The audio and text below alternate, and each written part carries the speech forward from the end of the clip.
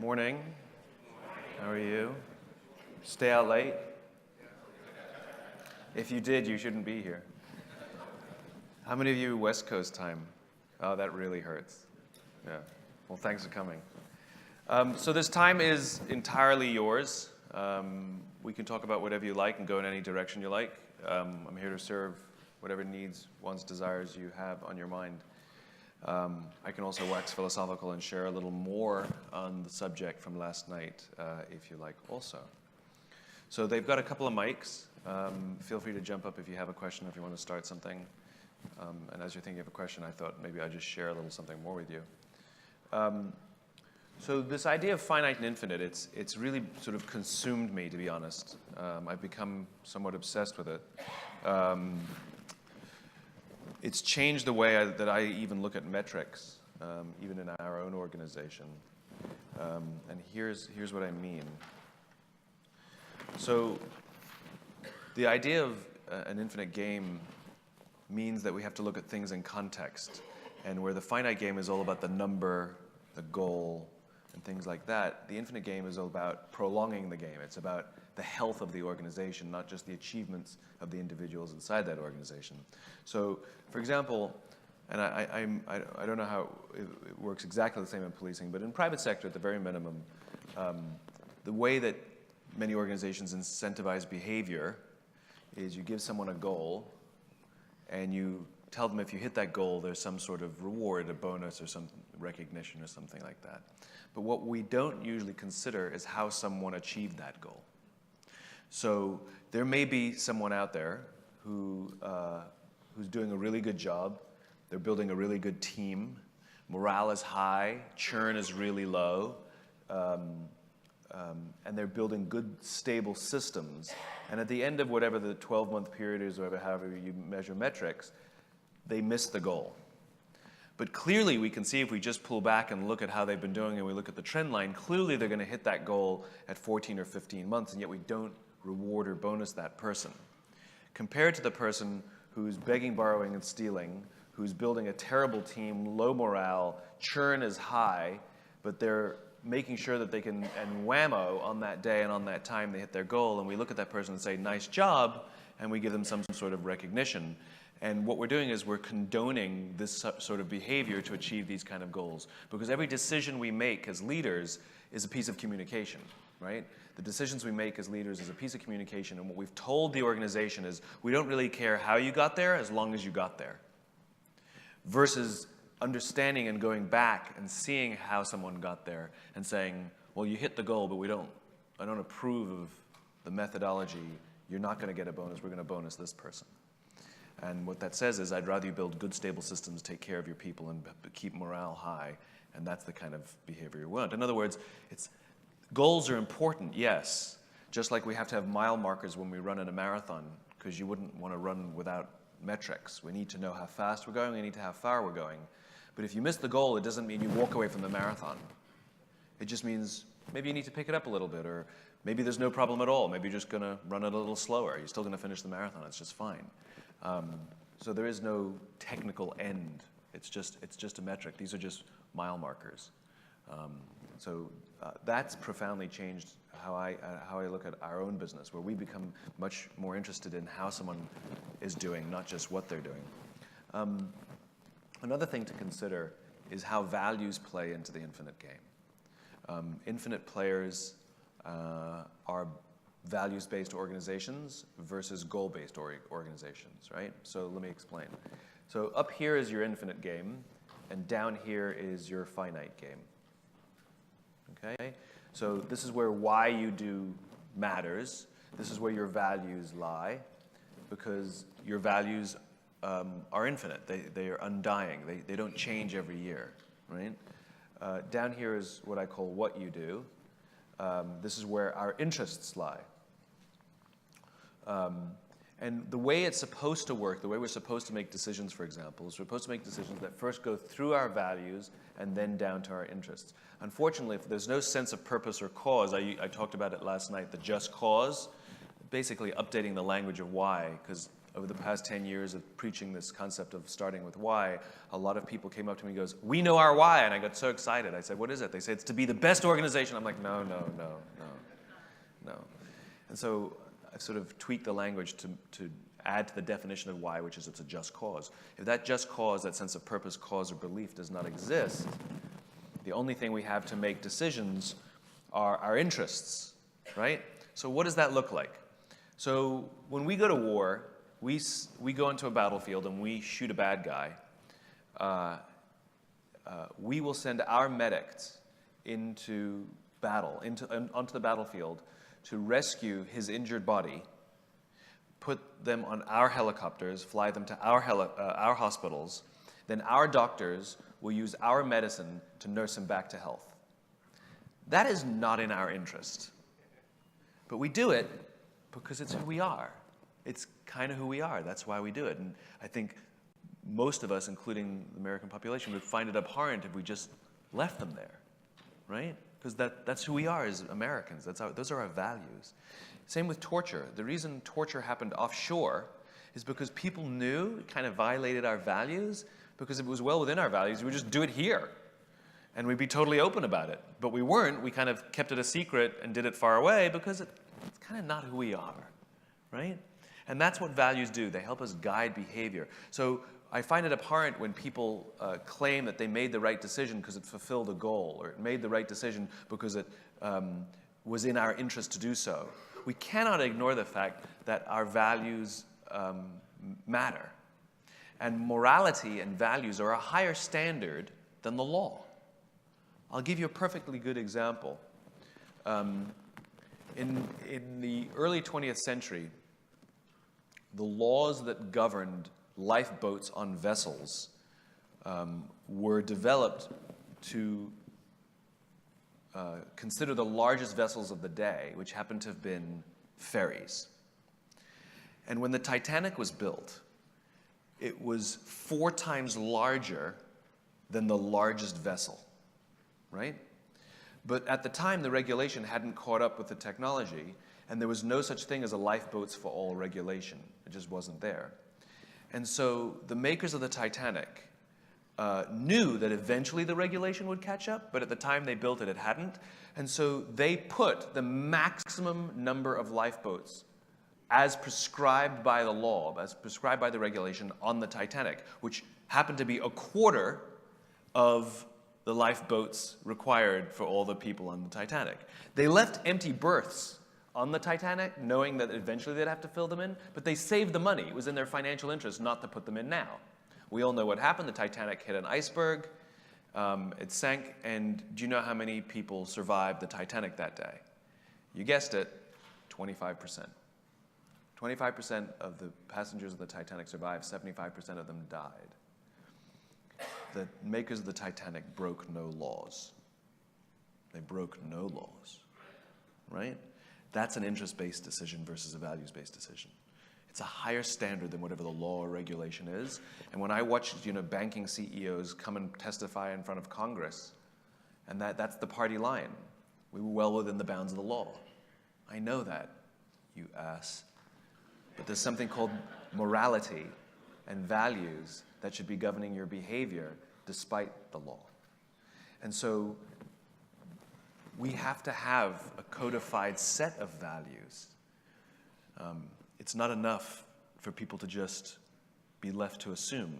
And this is one of the things about this kind of stuff that I find interesting, which is, and we talked about it yesterday, which is we cannot assume people know how to do stuff if we don't teach them, Like, if we don't, of course we teach people policing, but because we don't want to leave it up to whatever they learned prior. We want to, and some of them may come in with a skill set. There may be legacy. Their parents may have been cops. Like, we don't know where they come from. Some of them may have a natural capacity. But if we just left it to chance, we'd probably get about 10 or 15% that know what they're doing, and then the rest, not so much. Well, that's kind of what happens with leadership, which is we promote people into leadership, and we just assume that they know what to do, which is totally unfair, that they just got lucky that they had a good mentor sometime in their career, or that their parents did something right sometime in their career, or they happen to be reading books or watching TED Talks at some point, whatever it is. If we don't teach people leadership, we can't guarantee that we get leaders.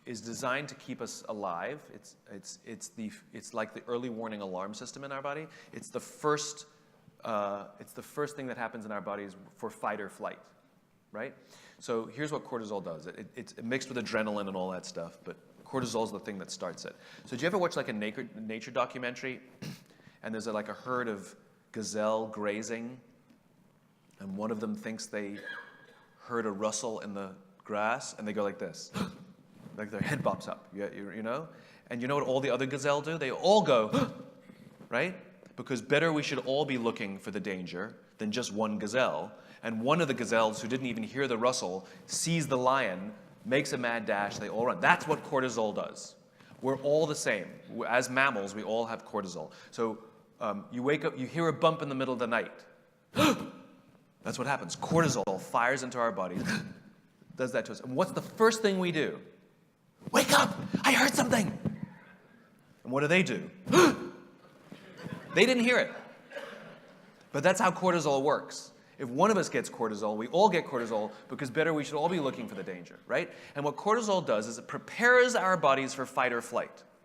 So it starts our hearts pounding, right? Your heart starts pounding when there's danger, the fear of danger, just in case, because you were ready to go. It injects glucose into our muscles and creates tension, getting ready for fight or flight. That's what it does. It heightens all of our senses, right? It heightens all of our senses so that we can see and hear the danger more easily. And it also makes us paranoid. Find the danger, find the danger, find the danger. That's what it's supposed to do, right? And you know what happens. You go looking for the danger, where like this, everything's heightened, everything's paranoid. You're expecting the worst, and you find out it's a squirrel. And then you go like this, you go, and you let it leave your body, and you go back to bed, right? Now, that's how cortisol's supposed to work. It comes in, and it goes out. When we work in environments, in corporate cultures, where the leadership could be better, I'm not talking toxic. Toxic is like every day I hate it. That's easy, I just quit. I'm talking about, my boss may be a nice guy. I don't think he's really looking out for me, though. Doesn't really study leadership, doesn't really practice empathy. I don't feel like I can express myself when I am afraid or I'm having trouble at home. If I made a mistake, even though it's a small one, I'm certainly not going to tell anybody. I'd rather just cover it up, because I don't want to deal with getting in trouble or being humiliated. That's what I'm talking about. And what ends up happening is we get this steady drip of cortisol. Drip, drip, drip, drip. And the problem with that is that's what creates the tension at work, right? Tension. That's how we even describe it, right? It also makes us paranoid. Oh, I shouldn't have talked up in the meeting. I know it, right? The other problem is that for cortisol to make our muscles tense and make us paranoid and heighten all of our senses, it has to turn off non-essential systems at the time. So when you're in fight or flight, growth turns off. You don't need your fingernails to grow at that moment. You just don't need it. So your body just shuts it off temporarily. It also shuts off your immune system, because in that moment, you don't need an immune system, right? Which means if you work in an environment where the culture must be stronger, it actually screws with our immune systems. So people who work in unhealthy corporate cultures do suffer higher rates of cancer, diabetes, and heart disease, right? It actually makes us unhealthy. And that paranoia extends into all elements of our life. And I would argue that when you go out on a beat, and that's the work environment you're coming from, that paranoia, that tension, it's going to come out at someone.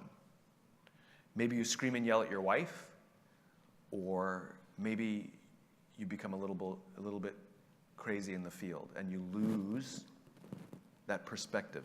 You lose that broad view. You become narrow focus, right? Of course, there are other things at play as well, but I'm almost convinced as a social scientist that many of the problems we face, the majority of the problems we face, and the tensions with the general population have nothing to do with the officers, but it has more to do with the cultures in which they are working. And I don't mean on the street, I mean back at base. And it goes back to I was talking yesterday about intensity versus consistency. Clearly there's tension when something bad happens and dangers, of course, but that's fine. And we know what happens with adrenaline. We teach our officers how to deal with adrenaline at the end and what to do and step back and count to 10 or whatever you teach them, you know? We know that stuff. That's the business. That's the obvious stuff. I'm talking about the non-obvious stuff. The drip, drip, drip. And I just don't feel like I can be myself at work. And I think that's the hard work, that's the heavy lifting of policing in America today. It's not unique to policing as well, which is why I'm the last person to criticize police forces.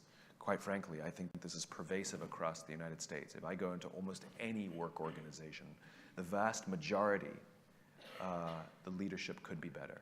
The cultures could be stronger. Our friends who work in private sector are struggling just the same as cops. At least cops have a brotherhood and a sisterhood. At least they have that, you know? And that should help to some degree. But even then, we unfortunately, we make bad decisions just by accident. I work very closely with the military, and they, like policing, have issues of suicide today. And really well-intentioned stuff backfires. So for example, they have posters all over bases for hotlines, helplines, if you're feeling like you're having those thoughts that you can call someone, right? The problem is the way they're written. And it's just so well-intended, it just backfires. And that's why I'm saying some of this leadership stuff, even our well-intentioned desires to be good leaders, we're just not learning the techniques, we just don't know. So the human brain cannot comprehend the negative, right? I can prove it to you. You ready? Don't think of an elephant. Who was successful, right? The human brain cannot comprehend the negative. We can only comprehend the positive, which is why when we're yelling at our kids, we're supposed to avoid saying, don't eat on the couch, and we're supposed to say, eat at the table. You're supposed to tell people what to do, right? But then we put up posters on bases that say, contemplating suicide? Call this number. You're not a coward. You're like, oh, guys. You just told him he's a coward. You know? As opposed to contemplating suicide, call this number. It takes courage. Right? It takes courage to call that number. That's what we should be saying. There's a lot of stuff like that happens in leadership and in environments where, with our best intentions, we're mucking it up, right? And this is why I think environments like this matter, events like this matter, just to help us learn. And I mean, we have to have leadership curriculum inside our police forces. And the skills that the officers will learn and how to deal with each other will absolutely help them in the field, even though we're teaching them internally, for internal reasons. There's a company called the Luck Companies. They're based outside of Washington, D.C. These guys, what they do for a living is they break rocks. They own quarries, right? There's not a college education there. High school and high school equivalencies are basically their employees. Every stereotype you have of the kind of people that smash rocks is true. Like some guy who's too fitty, his name's Bubba. You know, he's got a cap and a wad of chewing tobacco in his. And we went to visit the Luck Companies because we'd heard about their leadership environment. We've heard about their curriculums, their leadership curriculum. And we sat around a room with these guys who smash rocks for a living. They put a stick of dynamite in a hole. It blows out big boulders. They take the boulders and they smash them into smaller boulders, then put them on a conveyor belt and make them into aggregate. That's what they do for a living, right? And I asked them, so tell me what you like about working here and this leadership curriculum that you get. You know, they get taught communication skills and things like that. What have you learned? Tell me. And one huge guy, every stereotype you can imagine, he was the first to speak. He goes, well, I've learned to connect with my feelings, and I'm much better at talking to the people I work with about the things that I'm feeling. And the nice thing is I've actually learned to communicate with my wife and kids. This is what he's telling me. This is what I mean by vulnerability. That somebody feels comfortable saying, I have feelings. And sometimes they get in the way of my work. I know how to talk about that now. And the nice thing is, as he said, and it happens to have helped me with my wife and my kids, which means all of these skills that we teach them because we want them to get along better at work will help them with their wife and kids, but it'll also help them out in the field. They're skills, they're communication skills. But if we don't teach them, they don't know them. Many of the great leaders that we've had that have influenced us, we got lucky. We can't assume or expect that someone's had the right mentors over the course of their careers. So we can do some questions. That's just me waxing philosophical. Yes, sir. Simon, law enforcement were based on tradition, a lot of tradition. And one of the struggles in I hear a lot now out of Ohio is trying to tie the new generation into, because they're just different than what I grew up in. Yeah. Their expectations are different. Yeah.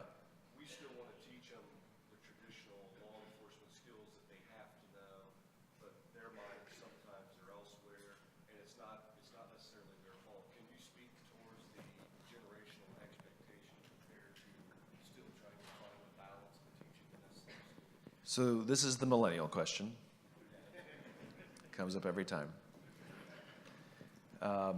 He said that law enforcement there's a lot of tradition, and you don't mean that in a pejorative manner. Like there's just stuff you got to learn, right? You don't necessarily mean tradition that maybe is worthless, like just this is how we've always done it kind of thing, right? So there's a lot of things that you have to learn as a young officer, and the struggle is that there's a new generation coming in that their heads are somewhere else, and they don't see the need to learn policing, the basics of policing, right? So what do we do? I will summarize an answer I gave that went on the internet. Did any of you see the millennial thing I did? Okay. So there's the first thing we have to do is have empathy, right? Which is every generation is affected by whatever is happening in their lives when they came of age that affected how they view the world. So there's nothing wrong with them, as much as it definitely looks that way. There's nothing wrong with them. It's just that we have to understand how they grew up. So, for example, our grandparents were frugal and miserly. Well, there's nothing wrong with them. It's because they grew up during the Great Depression and the rationing of the Second World War. That's how they came of age. And if you came of age in the 60s, if you're a baby boomer, then you may be a little cynical of authority figures. That's because you grew up during Vietnam and Richard Nixon, right? In other words, the events of the day. So we have to consider the events of the day when they came of age, which was when the millennium happened, which is why they're called millennials, right? So there's 4 things at play. Let me see if I can remember them. There's parenting. What are they, Monique? There's technology, impatience, and environment. So parenting is the first one. Every generation, the previous generation has new theories on how to raise their kids, affected by how they were raised. And this generation, there were parenting strategies that were employed in the 80s and 90s that many of those strategies were misplaced and, quite frankly, failed. We'll call a spade a spade.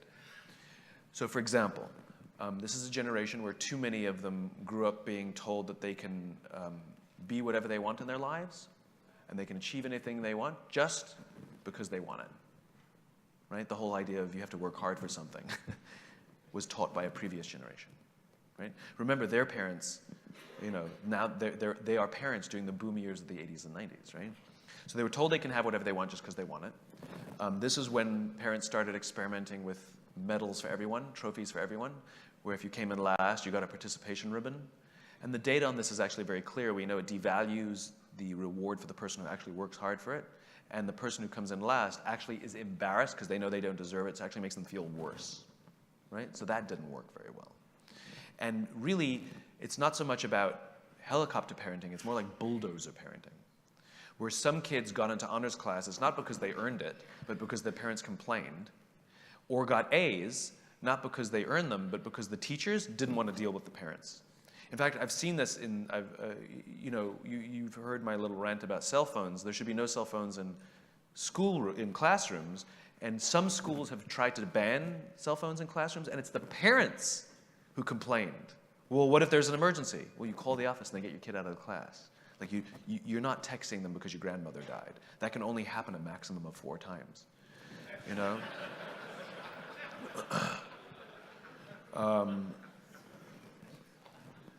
I guess if there's a step family, let's go with 8. And so this overcoddled group graduates school and goes into whatever profession they choose, and in an instant, they realize they can't have whatever they want just because they want it, that they can't get a promotion and their mom can't help them. And we've heard stories of like parents calling up companies and be like, why can't my son, you gotta be kidding me, your kid's 24, right? But that's what's happening, overcoddled. And so they literally lack the skills, and the worst part is they have an identity crisis, these young kids, because they thought they were all that, and then they very quickly discover that they're not all that. Some of them lash out, but some of them blame themselves, right? And we have a young generation that's entering policing with less self-confidence than previous generations.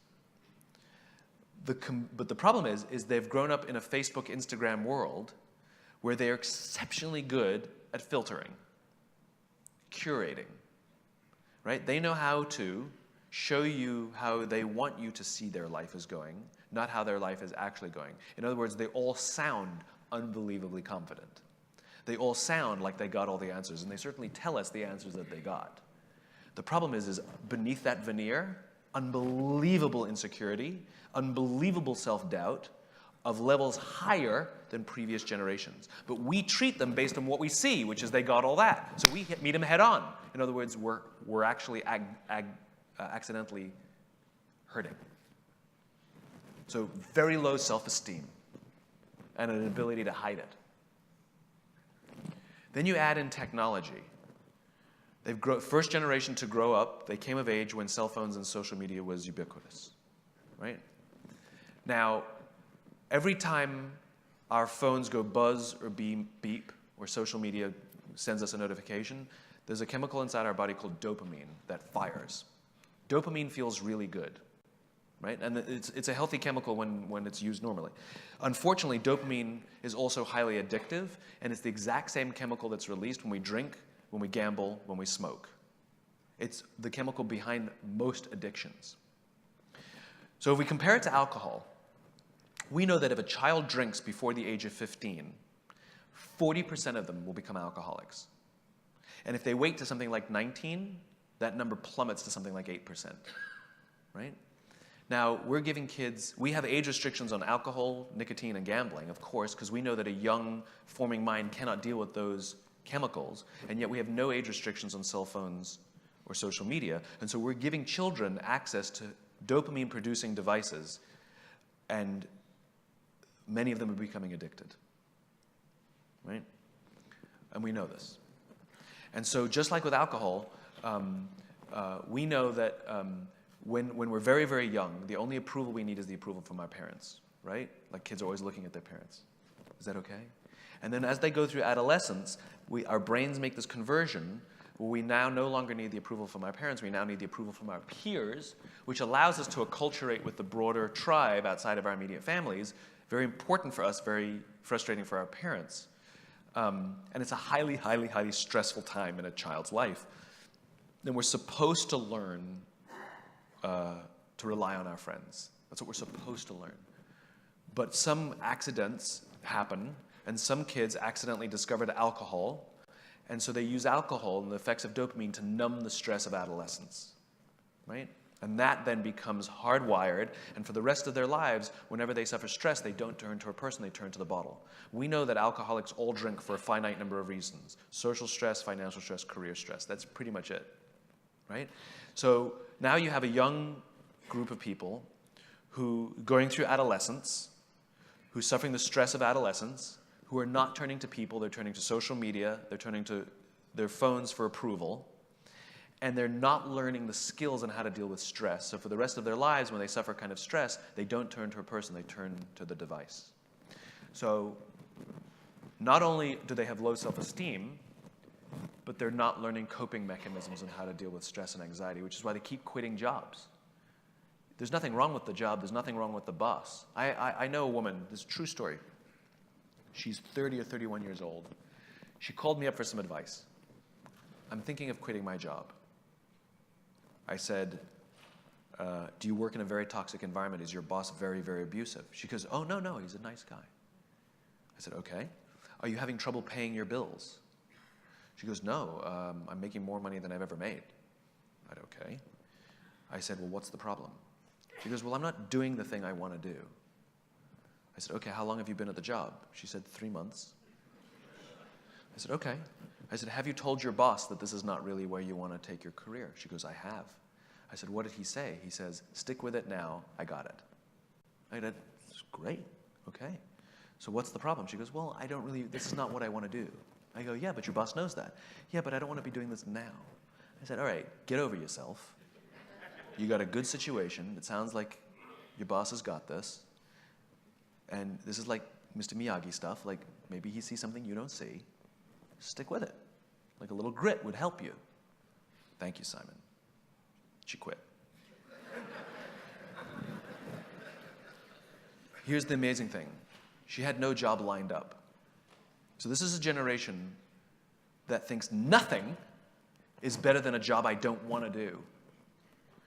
And this idea that I'm an entrepreneur, you're unemployed. Right? That's not an entrepreneur. That's just unemployed.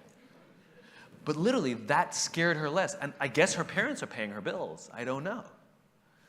But that's the problem. There's no skill set on how to deal with difficult times. They keep saying how they want feedback. No, what they want is positive feedback. Negative feedback doesn't work so well. They get angry and they quit. So low self-esteem, no coping mechanisms, how to deal with stress and anxiety. Don't know how to turn to the guy next to them and be like, dude, can I talk to you? Don't know how to do it. Never learned it. Then you add in impatience, right? This is a generation that's grown up with instant gratification. You want to watch a movie? Stream it whenever you want. You don't have to check movie times. You want to watch a TV show? Just binge for the weekend. You want to buy something? Just go on Amazon. It shows up the next day. You want to go on a date? Swipe right. Right? You never even have to learn the skills to be like, hey, right? I never had to learn them. You can be, I'm a stud, right? And so there's this expectation that all of their problems can be fixed immediately. They're fully aware of their problems, but they just expect them to be fixed like this. They tell their boss, they expect their boss can wave a magic wand and it just goes away, right? They just expect that if they just quit and get a new job, the new job will be perfect. And they treat finding the job they love, or even finding relationships, like it's a scavenger hunt, that they keep looking under rocks going, found it. It's not how it works. You find a place where that shares your values and there's a good culture, and you work very, very hard every day to stay in love with your job. Like you find someone who loves you for who you are, and you work hard every single day to stay in love. It's not like you just find it and everything's perfect. And that's what they're looking for. There's unreasonable expectations of instant gratification. So you have low self-esteem, no coping mechanisms, and the desire to make it all go away immediately. And then you add in that environment component, which is we're now taking that set of people and we put them in corporate environments that don't get them. And a lot of corporate cultures today are very weak, where numbers have replaced people. The priority of making a number, making a goal, the idea of growth is growing a metric versus growing a person. All of these things, these are all theories from the 80s and 90s. The whole idea of shareholder supremacy was a theory that developed in the late 1970s, popularized in the 80s and 90s. Shareholder supremacy, where we put the needs of the shareholder above all else, is the same thing as a coach trying to build a good team, prioritizing the wants of the fair-weathered fans over the needs of the players. That's what that is. But that's the way we do business today. It's normal. The use of mass layoffs to balance the books on an annualized basis did not exist in the United States prior to the 1980s. Did not exist. These were theories popularized by people like Jack Welch in the 80s and 90s that have just become so normal today we actually don't realize that they're wrong. But that's how many corporate environments are built. And unfortunately, policing and military are looking to private sector saying, how are you doing things? And they're copying it. So, overuse of statistics, overuse of metrics. It's not balanced anymore. It's tilted. So we're taking these kids that really need extra help in building their confidence, learning coping mechanisms, learning grit. And we're throwing them in environments that it's all about instant gratification. It's all about making the numbers. It's all about up or out. And then we're surprised that they're struggling and they're quitting. Here's what I've learned. The best organizations with really strong corporate environments don't have a millennial problem. Yes, sure, they come in with all the same things, but those millennials stick around and understand that they've got growth to do, and someone gives them a safe space to say, I'm struggling. Or there's a fight, and they come back the next day and say, thank you for that, I needed that. Don't have a millennial problem. They have millennials who have problems, but they don't have a millennial problem. So whether we like it or not, the kids we're getting, that's the hand we're dealt. And we can't say, what is wrong with you? We have to say, we have to adjust to consider that you're different than me. And I don't know if enough organizations are keeping up with that. It's just about empathy. It's just not about empathy. Yes, they're frustrating. We have some millennials on our team, and there are issues that I'm dealing with that I've never had to deal with before. They're new, and they're all in this area. They sound tough, and they're not tough. They sound like they got the answers, and they don't got the answers. But once you crack the veneer, and they realize you actually care about them as human beings, they're great. And there's a lot of huge advantages as well. This young generation is way more open-minded than previous generations. They don't care about your sexuality. They don't care what gender identity you have. They just don't care. You know? You want to wear a dress, right? And you see this, like, when they repealed Don't Ask, Don't Tell in the military, the total number of incidences they had across the entire military after the repeal of Don't Ask, Don't Tell was 0. Which means we're taking a young 18-year-old kid from the middle of Iowa who's probably never left his county, and he wants to serve his United States Army, and he's going to be told, you're going to be in the Army with somebody who's openly gay, and he doesn't care. That's this young generation. There's a lot of advantages they bring as well that some of us older folks could probably learn a bit about acceptance. They're great. They do talk about things like working for a company that has a sense of purpose, working in an organization that has a sense of purpose. Older generations just suffer in silence. We all want that. They talk about it. That's really good. There's a lot of goodness that's coming out of them, too. Does that help? Sir? So are you basically saying, to kind of sum this up, is that organizations should really work harder to show that they care, they empathize? Right. And now you're making that connectivity to this generation. Yeah. Or individuals in general. Yeah. In your organization, and you're saying from that you should see more positive results. Right. The question was, am I basically saying that organizations need to operate to show the people, their people, that they care, that they empathize, right? And you will see positive results in all people and millennials. Yes. And I understand, and again, I understand the nature of the business that you're in. And this idea of care sounds soft and weak, right? I'm talking about each other.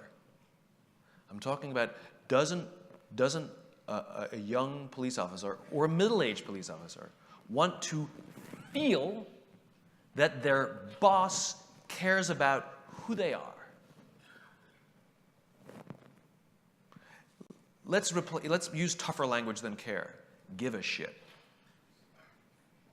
I give a shit. I want to feel that my boss gives a shit. I'd like that. You know? Because that's certainly how they describe them now. He doesn't give a shit. Right? And it's nothing to do with the job of policing. So when anybody says, yeah, but Simon, in policing, you don't understand. Well, I know one thing. I know that every single cop on the planet is a human being. I know that for a fact. And if you don't understand people, you don't understand policing. Right? And it's not just about criminals or people who break the law and all the dregs of society. That's something else. I'm talking about the human beings that come to work every day and want to feel like they matter, want to feel like their work matters, wants to feel like their work has meaning. And unfortunately, the only thing that they have to go on that their work matters is if there's a crime prevented or a crime solved or an arrest made or a citation written. But the problem is you can't create metrics for meaning. It helps, it's something, but does that mean if you work in a low crime area that your job doesn't matter and there's no meaning? Of course not. Of course not. And that's where I go back to values and higher sense of purpose and understanding the why of the organization and the individuals knowing their own why. That's what leads to this. Michael Neela from Blue Courage walked up to me, was it 4 years ago? 3 or 4 years ago? Something like that. I did a big speech at Radio City Music Hall, and he walked up and said, I don't remember his exact words, it was a long time ago, but he said, we were trying to create an environment where cops feel like they matter. Feel like they matter. Not that the general population says that cops matter, that cops feel like they matter. And we started a conversation that now it's been 4 years, and we've just launched a pilot program with Blue Courage, where we're actually going into police forces and helping the police organization understand their why, articulate their values, and when necessary, actually helping each individual officer understand their why, so they can feel the connection. Because we understand that this is human being stuff and all the rules apply. Policing organizations are not the exception. It's the rule, it's people. And this is a job. And there's a corporate culture, and you have colleagues, and you have a boss, and you have hierarchy, and you have politics, and you have real stresses. I put money down. I will put money down. I will make a bet with anyone in this room that the organizations that are struggling the most with the public, or the organizations that are struggling most or have been the most scandal-ridden with excessive violence and some of the extrajudicial shootings that they're happening, I will put money down that those cultures are the most broken and that leadership is the weakest. The rest of us aren't that extreme. Those are the ones that make the news. But it's that cortisol again, that drip, drip, drip. It's like United Airlines that I talked about last night, which is how long are we going to wait before someone breaks? How long? Because if it's weak, if there's weakness, let me replace it. It doesn't have to be weak. When there's weakness, it's going to break. It's like you got a bum knee and you keep running without treating your knee, it's gonna snap at some point. I don't know when, I just know it's going to go. And so that I don't want you having one of those crews of United Airlines where they're more afraid of breaking the rules and getting in trouble than doing the right thing. And we very often, you can see it in corporate cultures, you can see it in policing cultures. We train people and then we don't trust them. We put them in a situation that we tell them they've been trained to do, but when they reach a certain level, then they have to call the sergeant to say, can I proceed? And then there's a certain level and the sergeant has to call one level up, and then at 3 o'clock in the morning you're calling a chief who doesn't need to be called to ask permission to do something. How do you think that makes someone feel that we give you tons of training and then we don't trust you how to do it? Mistakes, of course, will always be made, of course. But unless the law is broken or a firearm is used irresponsibly, there's nothing much that they can break that can't be fixed. And every mistake that they make as a junior, you know this, I've gone out riding with the cops before, which is rookies are really zealous, right? They like to give a ticket to everyone, right? It's because they're rookies. And that's awesome, because they're going to go a little nutty, and we sit down and coach them, not yell at them. Mistakes are simply opportunities to learn. But if we're going to yell at people for making mistakes, then guess what they're going to do? They're going to hide all the mistakes. If we're going to coach them when they make mistakes, guess what they're going to do? They're going to tell us all the mistakes they made, because we have a culture of learning and growing. We love to do a thing called what sucks and what sucks less. Not what's good and bad, because everybody tells you, like, they go on and on about the bad things, and they have like one good thing. So we sit down and say, all right, tell me about your day. What sucked less about your day? And it gets people to open up. And bosses have to do it too. I'm dealing with politics that you can't believe. Ugh. Right? You create an environment, Monday morning meetings, whatever. How was your weekend? Took the kids to a ball game. Didn't even know you had kids. That kind of stuff. Right? Like, get people talking about what they did on the weekend, what they like, what their hobbies are. Put posters up on the like, find out what people's dreams and ambitions are and put them all up on the wall so everybody can help out. Oh, I've always wanted to go hunting in Arizona. Do they have hunting in Arizona? Montana. I don't think there's animals in Arizona, are there? It's like desert. Rabbits. And you never know. Somebody's like, oh, my grandfather's got a cabin in Montana. I can totally lend it to you. The point is like, it sounds cheesy, and it's only one idea. The point is there's a million things you can do to get the Cups to actually care about each other as human beings and to feel like their boss gives a shit, that they're creating an environment where we actually give a shit about each other. Yes, sir. Would you suggest that that's maybe a part of emotional intelligence? If I'm controlling my emotions and understanding the emotions of my employees and our fellow workers. Yes. And I don't hear you talk a lot about that. I've listened and read all your stuff. Yes. But I kind of talk about, it's not what you do, it's why you do it. And then if you control your emotions and understand other people's emotions, you have to do a better job of it. That's correct. It is emotional intelligence. And emotional intelligence can be taught. Some people have a natural knack for it. But there are skills that we can learn and practice. We can improve our emotional intelligence. But the problem is we don't teach it. We don't teach it. And that thing that I showed you yesterday that the Navy SEALs showed me, the trust versus performance, it's not that performance is a bad thing. I think it's still on here. It's not that performance is a bad thing. We have to measure performance, because if you only have emotional intelligence and no performance, then we live in a hippie commune, and that's no help either, right? It's about balanced metrics. It's that we're getting an incomplete picture on the performance of an organization, the performance of a person, because we're only measuring the stuff that's easy to measure. And the reason we don't measure trust is just because it's harder to measure. And just as I said yesterday, the joke is it's actually very easy to find those toxic leaders. And they're at all ranks, by the way. They're not just in senior positions. They're at all ranks. They're very easy to find. You just go ask the team who's the asshole, and they all point to the same person. And so I think that organizations also need peer reviews, not as an evaluation tool, but as a coaching tool. They do this in the Army Rangers. That's where I went out to Fort Benning to see how the Army Rangers, and they had a problem called Spotlight Rangers, right? When they're putting a bunch of guys through Ranger training, they realized that they had guys who were spectacular in the field. And the instructors loved them. Then as soon as the spotlight was turned off, those guys were assholes. But they had no way of knowing, because they always high perform and they do great in front of the instructor. And so the Army Rangers implemented a system of peer reviews where they get, it's not a tattletale system, it's basically you rate your fellow Rangers based on values. Literally, there's a sentence that says, this Ranger always puts others before himself. This Ranger did, and you leave a blank space and they write one sentence. And it's amazing how honest they all are. And then it asks two questions at the bottom. Would you go to war with this person? Would you share a foxhole with this person? Those are very different questions. Would you go to war with this person? Would you share a foxhole with this person? They're very different questions, right?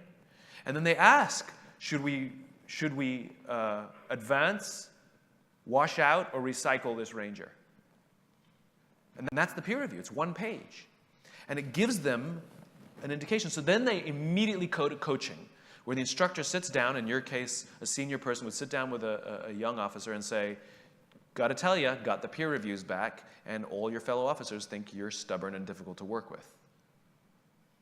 The best Rangers go, oh my God, really? I had no idea. I've got to work on that. The worst Rangers are the ones who go, I totally understand why they would say that. It's just because they don't know me very well. It's not a problem, right? It's a coaching tool. It's a coaching tool. And the best officers are coachable. The worst ones are uncoachable. So you might have some high-performing people who are uncoachable. They will at some point become terrible leaders inside the organization, or they're hurting the organization itself. There's no loyalty to those people. Sir? Sir, when we talk about mistakes being opportunities Yeah. to teach and coach Yeah. Yet, I think the issue for us is what we face in the public. Yes. Their expectations Yes. are transparency and accountability. Yes. Every time we see a mistake, if it rises to a policy violation, we're moving to administrative investigation. Yes. That really misses the opportunity to correct. Yes. And yet, unfortunately, that's where we are. Yes. So, Yes. not coping mechanism in dealing with that. So the question here was, when the public is involved, the pressures are overwhelming, and when there's a policy violation, you can't really coach, and even if you wanted to, you have to go to formal investigation, and because the public demands it, right? This is where I think courageous leadership comes in, right?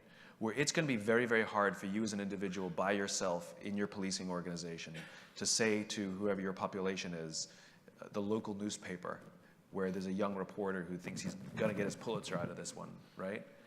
I mean, let's be honest, that's part of it, right? There's an exaggeration because it's popular right now, it's in the news, right?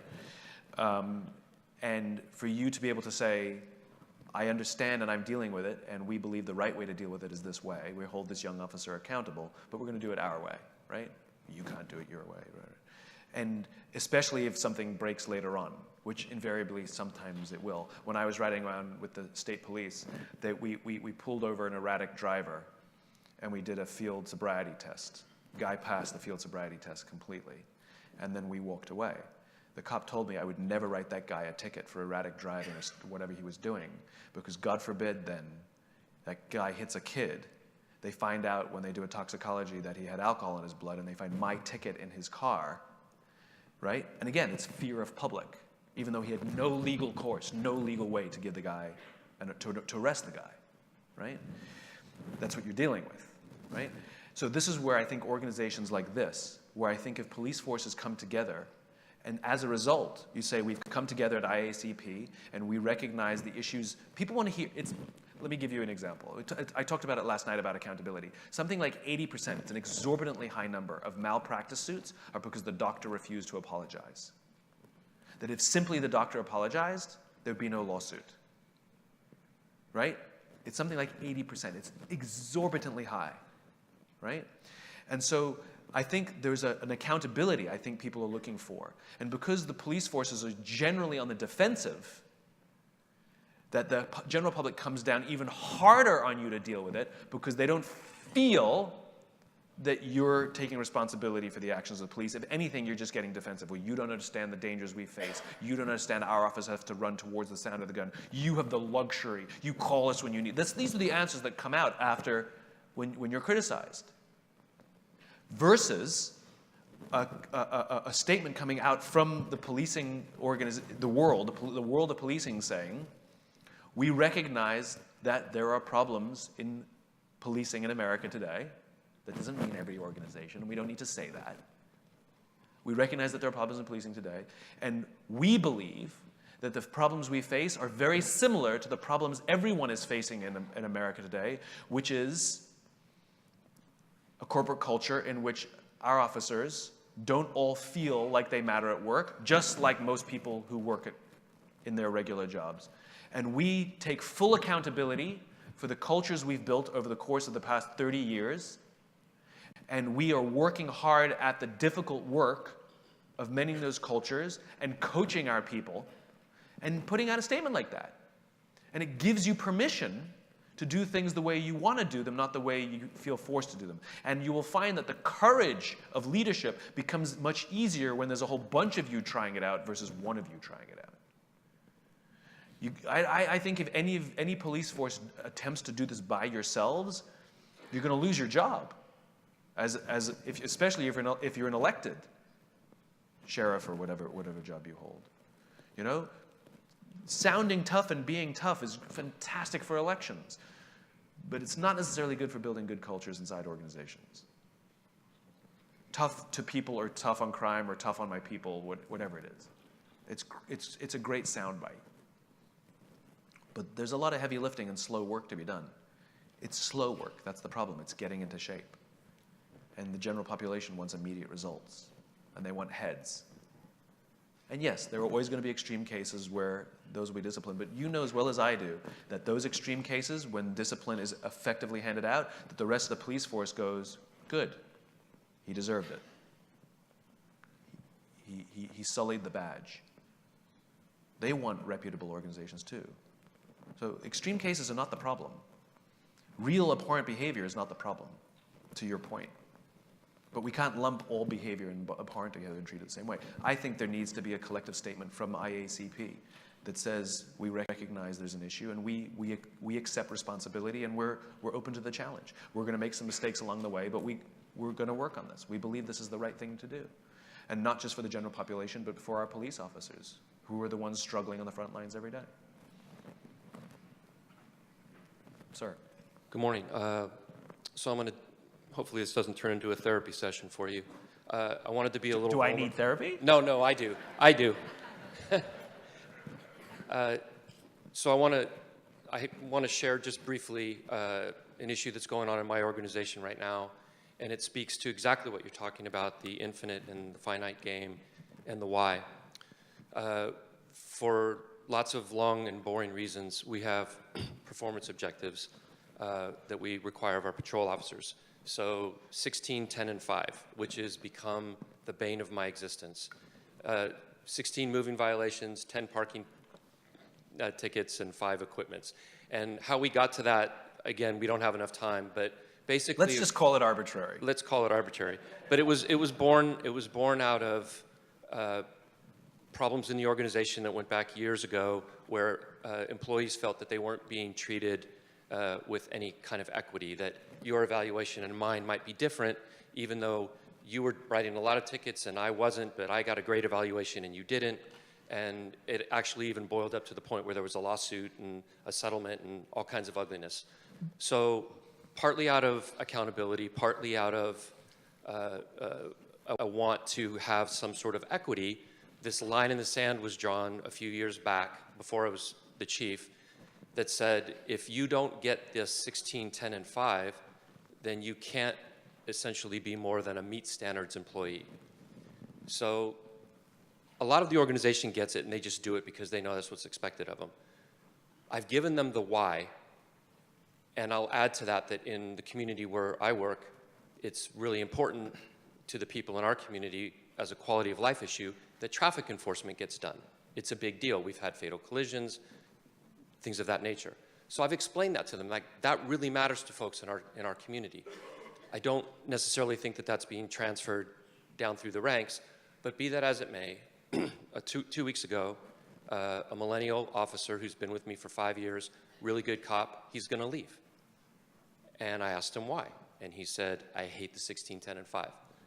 I work my butt off every day, and I've never gotten more than a meet standard because I've never hit that 16, 10, and 5. My supervisor says I'm a great cop, and he wants to give me an exceeds standard evaluation, but I can't because of this policy. Yeah.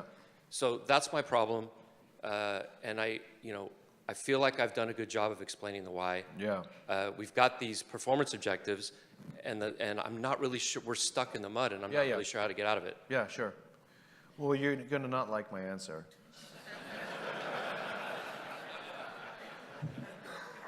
I did say I was willing to be vulnerable, Yeah. so go ahead. No, I appreciate that. Safe space here. It doesn't matter what you say if the incentives incentivize the opposite behavior, which is, and we see this in organizations all the time where there's well-intentioned leadership.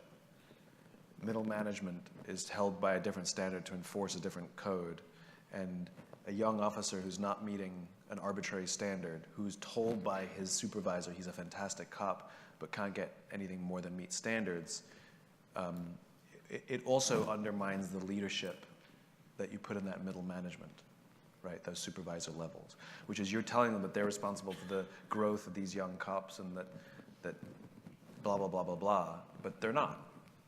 So that supervisor's, I guarantee you, also frustrated and also thinking whether he wants to stick around or not, because what does it matter what I think?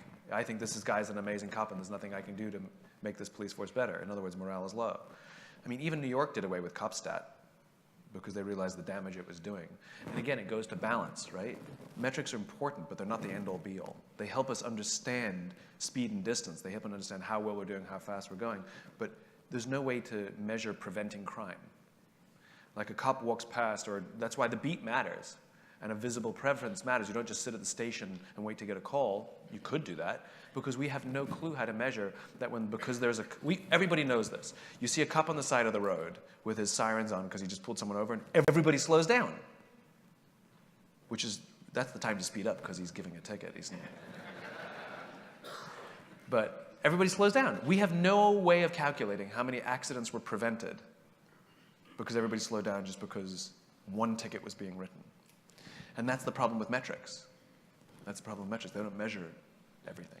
And so the answer is, and you know the answer, what can you do to get rid of that ridiculous standard?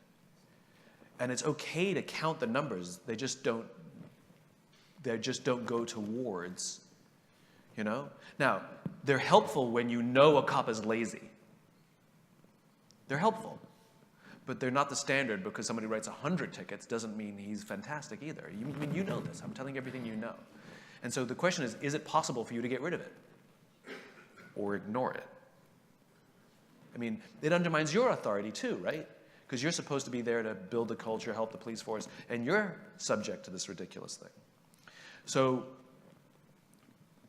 if you get rid of it, then then you can say what we care about is taking care of our community. And we're looking to get rid of everything that interrupts that, or whatever your thing is. So let me give you an example of how that works. You want to stand for something, not stand against something, right? We're not against crime. We're for safety. We're for feeling safe. Not even safety. We're for feeling safe. Because safety can just be enforcement. Feeling safe means you actually have to visible presence to be nice to people, right? So let me give you an example of for and against. So it's the United States versus Egypt, right? Both had revolutions, and both had oppressive regimes that are oppressing the people, okay? Our founding fathers declared independence, the Declaration of Independence, and they stated why we wanted our own country. All men are created equal, endowed with these unalienable rights. All men are created equal. And if you go read the Declaration of Independence, it's a spectacular document, because it starts with the why, and then later in the document is a whole list of all the grievances they have against the king. In other words, the things standing in the way of the ideal that we hold. And then when we got rid of the king, when we got rid of Britain, we still had the ideal. And there are still things to this modern day that are standing in the way of that ideal, but it's not Britain. Right? Now compare it to Egypt. Everybody agreed on one thing in Egypt. Mubarak out. But there was nothing that they stood for. There was no declaration. There was no cause. There was no why. And they all got what they wanted. Mubarak out. And then what? And the whole thing collapsed on top of them because they didn't know what they were building. They just know what they wanted to prevent. And so when police forces articulate what they're against, crime, these traffic violations, quality of life, what you want is what you stand for at a macro level. And then you can absolutely make a list of all the things that stand in the way of you achieving this ideal, some of which are solvable and some of which aren't. But the point is you know the things standing in the way. It's not the stuff. It's the ideal. It's the cause. It's the purpose. It's the belief. It's the just cause. And if the metrics match that, in other words, the metrics are good because they help us measure progress. So take me, for example. I'm a good example, right? So I had a meeting at the Pentagon. And I was meeting with a big 3-star general. And you know when you have a meeting, you sit in the foyer or somebody's waiting for you, and you go get them, or somebody comes to get you, and you have this hallway talk, right? And it's just a means of filling out the empty space because it's really awkward just the two of you walking back to your office quietly, right? It's awkward. And so you say things like, nice day out, or a lot of traffic getting here. Like you talk about whatever, and then you walk into the meeting and that stuff goes away and you start the meeting, right? I had that. The general came to get me from the foyer. We were walking to his office and he starts the hallway talk. He says, Simon, I had everyone in my office read your book. I said, my publisher thanks you. He says, tell them not to bother. I had them read my copy.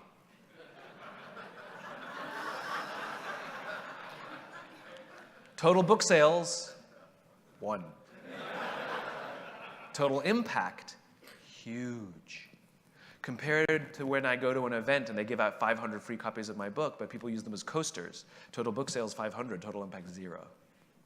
So I had to get comfortable with the idea that over the course of time, the metrics absolutely matter. Over the course of time, book sales help me understand that there's demand for my ideas. I get that. But in a snapshot, it tells me very little. In other words, the metrics don't match the impact. And I had to get comfortable with that. I had to find and look for other more asymmetrical ways to measure my impact. And perhaps that's the opportunity, which is to get rid of that as best you can. I'll come out and speak to your people and tell them how stupid it is. But you got to get rid of it. But you have to replace it with a new metric, right? Which is, I want to know how cops feel about their job. Qualitative.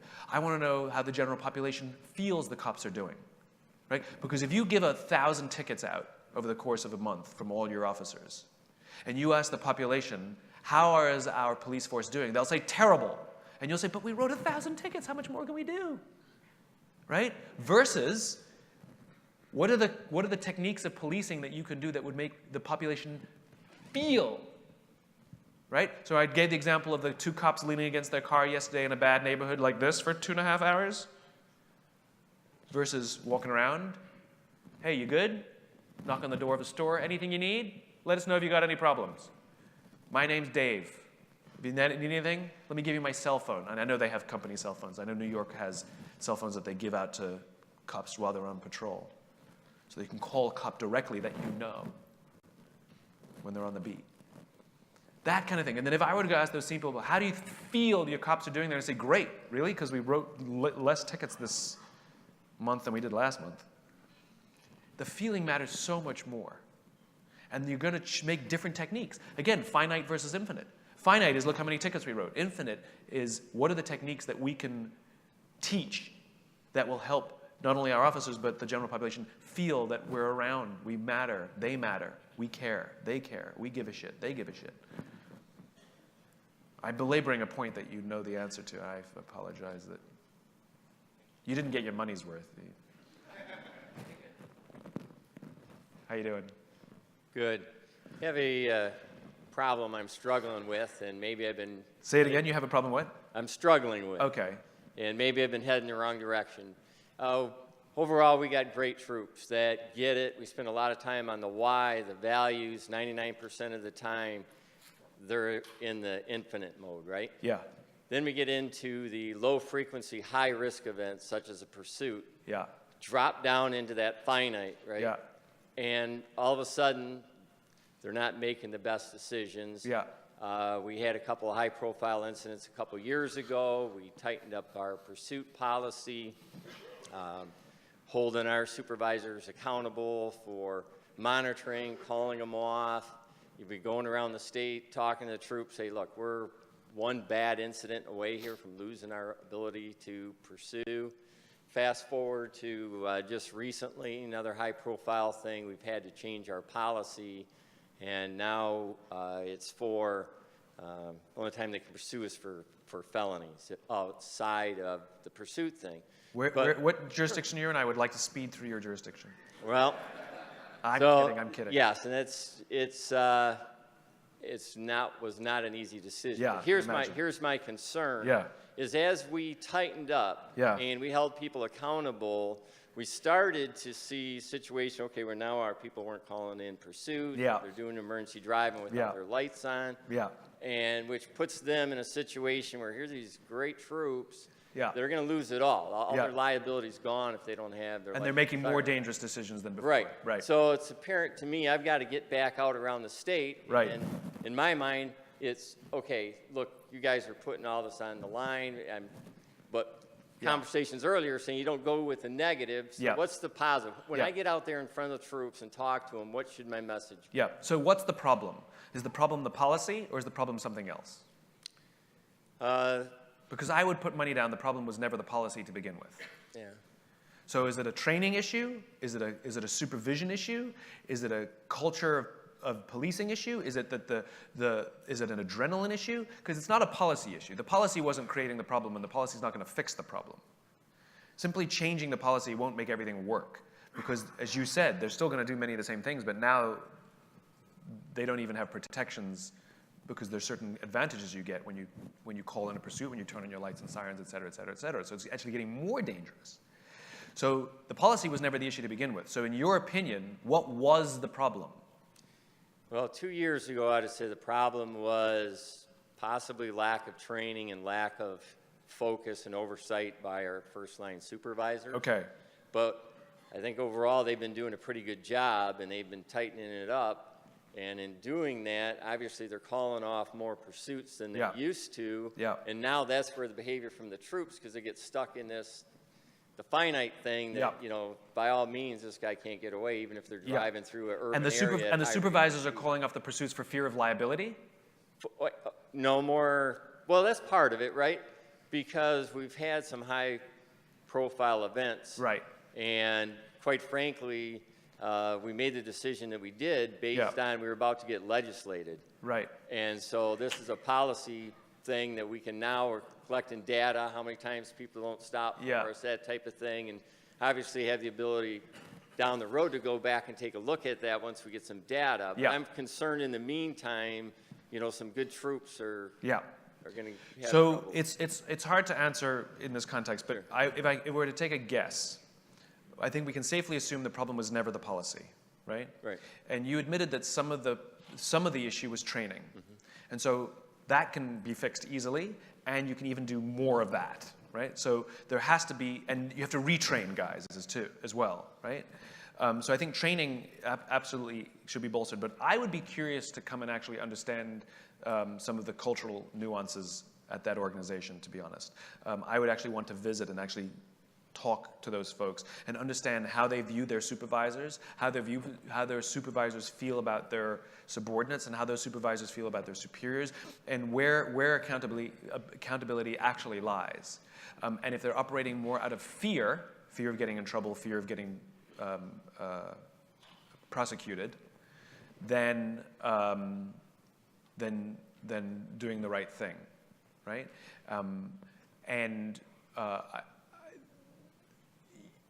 You know, you look at them. Have you ever had the opportunity to visit Quantico Marine Base? Yeah. So it's amazing what they do with those officers, those future officers, and the way they teach decision making, and how the Marines are so good at pushing all the authority down.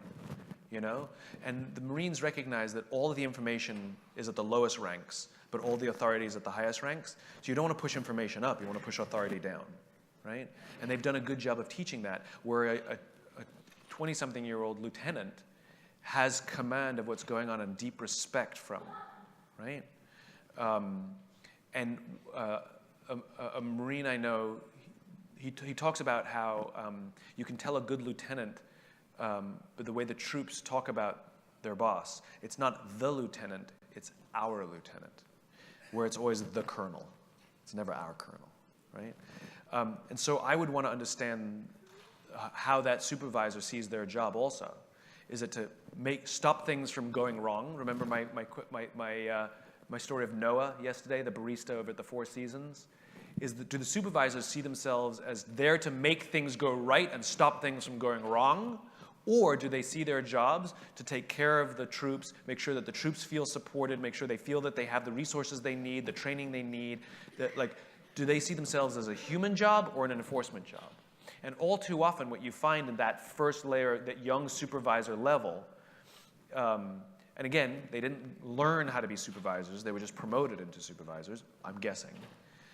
Or they maybe took a class, which doesn't, intensity, consistency. That they don't actually recognize that their job is to take care of the troopers, and their job is not to enforce policy or to hold their people accountable, right?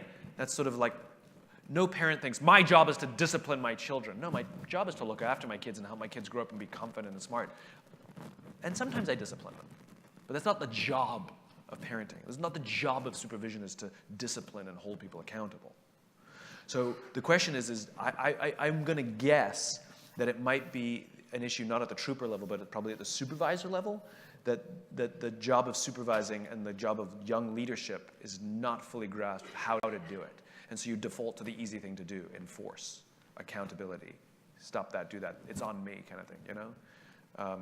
That would be my guess, but to give a more comprehensive answer, I probably want to come and actually hang out for a little bit and actually learn your culture. You're invited.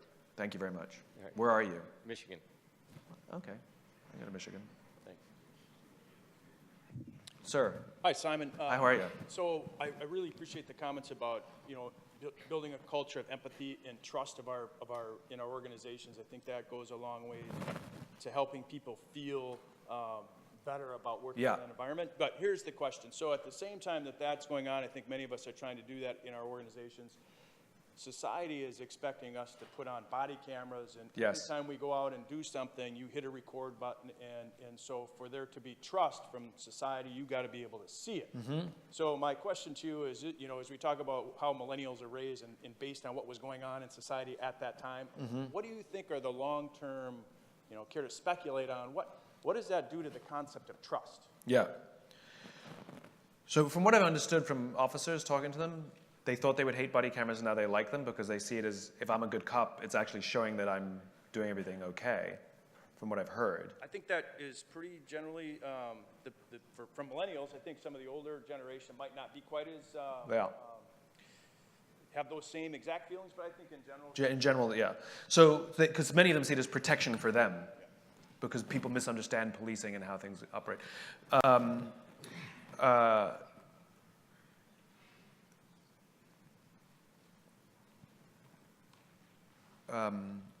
I completely distracted myself and lost my train of thought. Remind me of the question?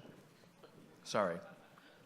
Just the whole concept of trust. And Oh, got it. Okay. extending it to Yeah. So, everything has to be recorded.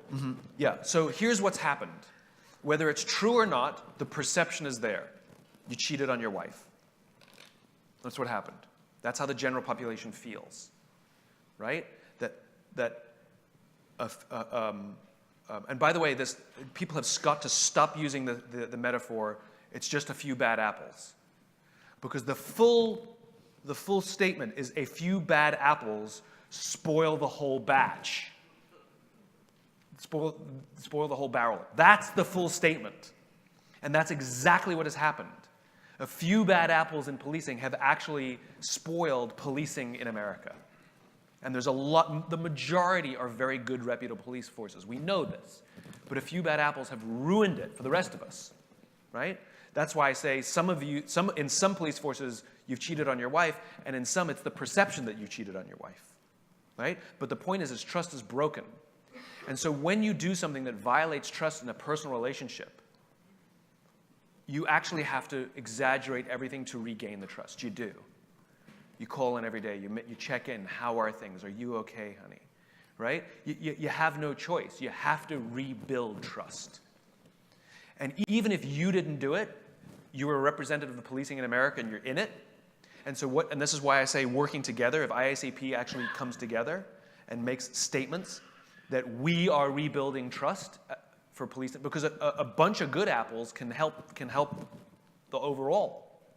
The good stories coming out, which we desperately need. We need news on good stories that are happening, right? But I think the hard work of rebuilding trust is absolutely there. And if cameras is the thing that helps, then maybe it's something you do temporarily for a bunch of years until people trust you again. I don't know. Or maybe it becomes permanent because the police decide they really like it because it's protecting them.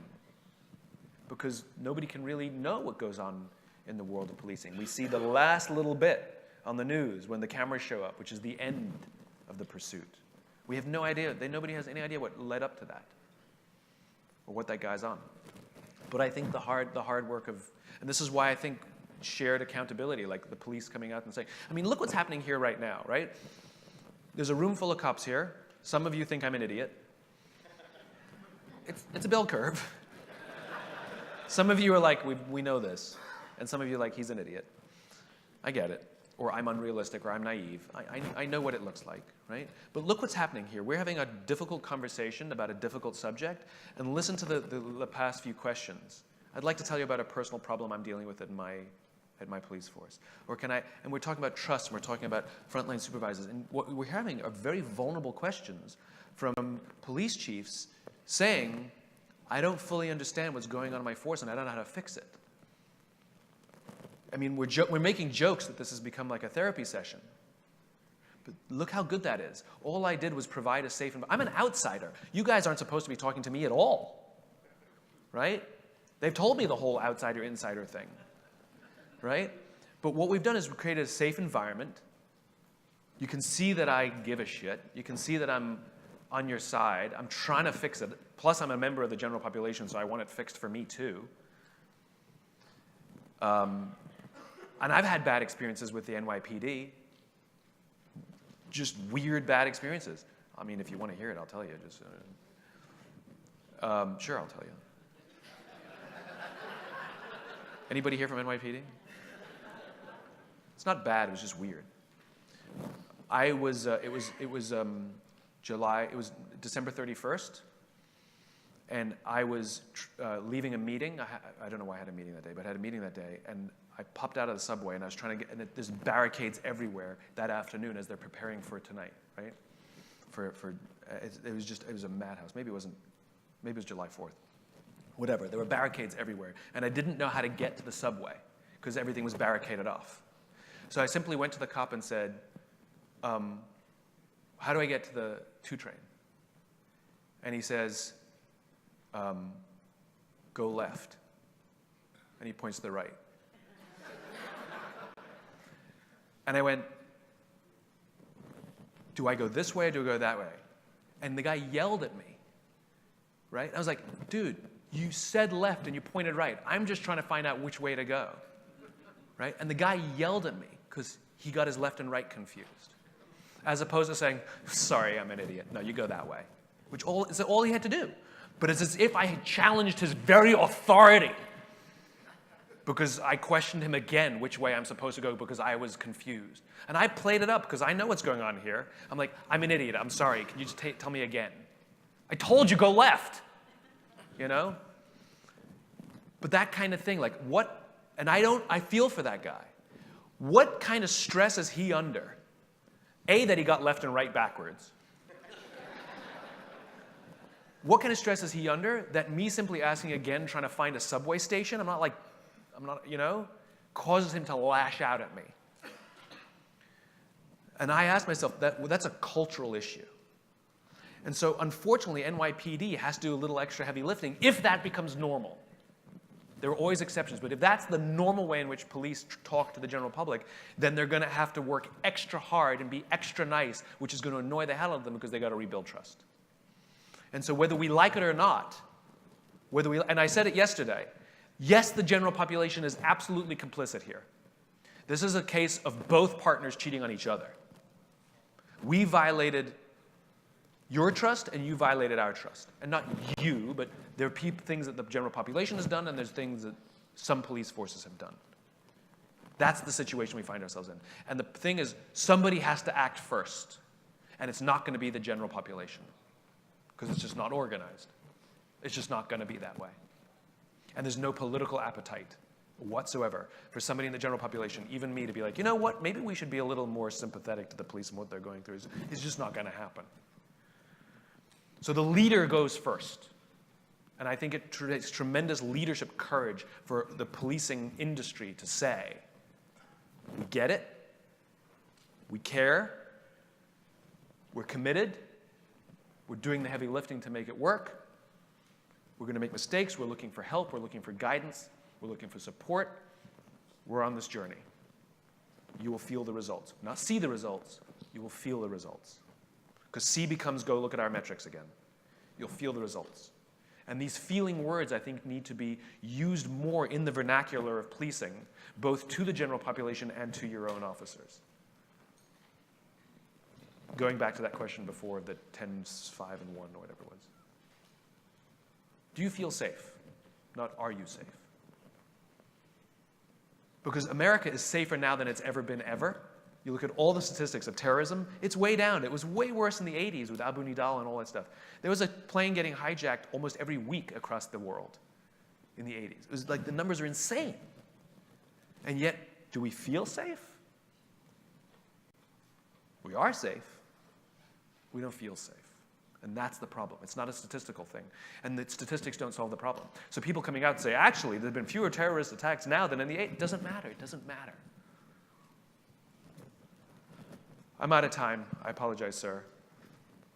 Thank you very, very much.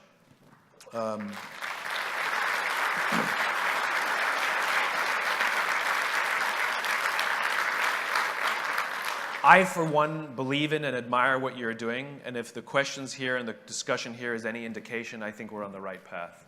And I'm here to support you in any which way I can. If you have a chance, go talk to the folks at Blue Courage at their booth, because we're working with them to try and help you guys and support you guys in any which way we can. Thank you very, very much.